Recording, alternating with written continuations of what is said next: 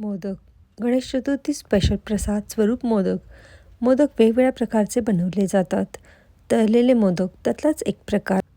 खूपच खुशखुशीत खस्ता बनणारे हे मोदक नेहमीपेक्षा थोड्या वेगळ्या पद्धतीने बनवलेले आहेत. मोदक एकदम खस्ता म्हणजे अगदी खुसखुशीत बनणारे, तोंडात टाकताच विरघळणारे असे बनण्यासाठी तळताना थोडीशी वेगळी स्टेप केली आहे. मोदकाच्या पारीसाठी एका मोठ्या बाउलमध्ये 1 कप इतका मैदा, थोडंसं मीठ, 1 चमचा इतका बारीक रवा, 2 चमचे साजूक तूप आणि वेलदोड्याची पूड घालून सर्व मिश्रण पहिल्यांदा हाताने व्यवस्थित मिक्स करून घेतले आहेत. सर्व इन्ग्रेडियंट्स हाताने 2 ते 3 मिनिटांकरता व्यवस्थित मिक्स करून घेतल्यानंतर पिठाला क्रमली टेक्स्चर येतं. त्याचबरोबर पिठाची मूठ बांधल्यानंतर एक व्यवस्थित मूठही तयार होते. पीठ बनवण्याकरता अर्धा कप इतकं गार पाणी घेतलं आहे. गार पाण्यातलं फक्त 1 ते 2 चमचे इतकंच पाणी एका वेळेला पिठामध्ये घातलं आणि फक्त बोटांच्या सहाय्याने पीठ मिक्स केलं आहे. पोळी किंवा चपाती बनवताना ज्याप्रमाणे आपण पीठ बनवतो त्याप्रमाणे आटा गुंथायचा नाही किंवा पीठ बनवायचं नाही, तर फक्त बोटांच्या मदतीनं पाणी आणि पीठ एकत्र मिक्स करत जायचं आणि गोळा बनवला आहे. एकदम हलक्या हाताने बोटांच्या मदतीनं पाणी आणि पीठ एकत्र करून एक छानसा गोळा बनवला. 10 मिनिटांसाठी हा पिठाचा गोळा झाकून रेस्ट करण्यासाठी ठेवून दिला आहे. पीठ बनवण्याकरता जे अर्धा कप पाणी घेतलं होतं त्यातले 4 ते 5 चमचे इतकं पाणी शिल्लक राहिलं आहे. 1 चमचा इतकी खसखस मंद आचेवरती कढाईमध्ये हलकीशी भाजली आहे. खसखशीचा रंग बदलायचा नाही. खसखस थोडीशी भाजल्यानंतर तिला एका वेगळ्या प्लेटमध्ये काढून ठेवली. नारळाचा खीस 1 कप इतका त्याच कढाईमध्ये मंद आचेवरती साधारणपणे 2 ते 3 मिनिटांकरता थोडासा गरम होईपर्यंत असा भाजून घेतला. हाताला थोडंसं गरम लागेल एवढाच गरम झाल्यावरती नारळाचा खीस एका वेगळ्या प्लेटमध्ये काढून ठेवला. खसखशीला पोळपाट लाटण्यावरती हलकंसं क्रश करून भाजलेल्या नारळाच्या खिसामध्ये ॲड केलं आहे. नारळ आणि खसखस हातानेच थोडी पहिल्यांदा व्यवस्थित मिक्स केली आणि नंतर मिक्सरमधून त्याची बारीक पूड करून घेतली आहे. खसखस आणि नारळाच्या खिसामध्येच थोडीशी वेलदोड्याची पावडर आणि जायफळाची पावडर ॲड करून बारीक पूड करून घेतली. ती पूड एका मोठ्या बाउलमध्ये काढून घेतली.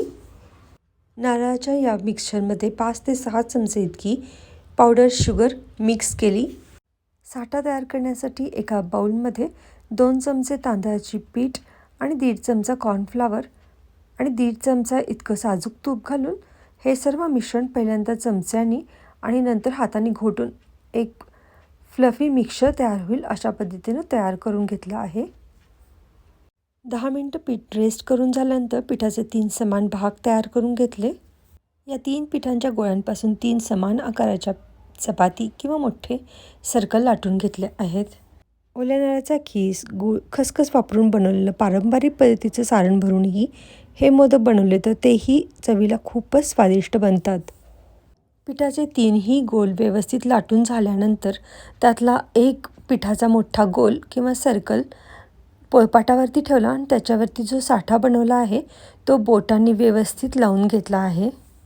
साठा व्यवस्थित लावून झाल्यानंतर जी रोटी किंवा चपाती आपण बनवली आहे बिनघडीची, ती दुसरी चपाती आपण त्याच्यावरती व्यवस्थित लावली. पुन्हा एकदा साठा लावला आणि जी तिसरी चपाती किंवा बिनघडीची चपाती आपण म्हणू शकतो तीही त्याच्यावरती व्यवस्थित लावून घेतली आहे. सर्व रोटींना व्यवस्थित रोलअप करून एक मोठा असा रोल तयार करून घेतला. पिठाला रोलअप करताना थोडं प्रेस करून दोन्ही बाजूला थोडंसं ओढत घट्ट असा रोल तयार केलेला आहे. पिठाच्या रोलचे मोदक बनवण्यासाठी छोटे छोटे गोळे कापून घेतले. पिठाचे गोळे बनवल्यानंतर गोळ्यांना उभं ठेवून थोडंसं हाताने प्रेस करून घेतलं. ज्या डायरेक्शननी पिठाचे गोळे प्रेस केले आहेत तसेच पिठाचे गोळे ठेवून त्यांची मोदकांसाठी पारी बनवून घेतली आहे. 3 वेगवेगळ्या पद्धतीने मोदक बनवले आहेत. त्यामध्ये पहिल्या पद्धतीमध्ये मोदकाची पारी बनवल्यानंतर त्याच्यामध्ये मोदकाचं सारण घातलं आणि मोदकाच्या कळ्या बनवल्या आहेत.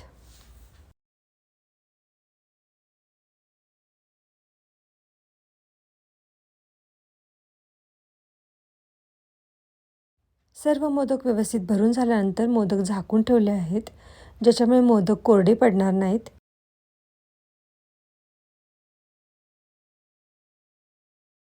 मोदक तळण्यासाठी कढईमध्ये तेल ठेवल्यानंतर गॅसची फ्लेम लोच ठेवली आहे. लो फ्लेमवरती तेल थोडंसं गरम झाल्यानंतर ज्याप्रमाणे आपण बालुशाही तळण्यासाठी गॅसची फ्लेम लो ठेवतो आणि तेल हलकंच गरम झाल्यानंतर बालुशाही सोडतो, त्या पद्धतीनंच अगदी तेल थोडंसं गरम झाल्यानंतर त्याच्यामध्ये मोदक तळण्यासाठी सोडले आहेत.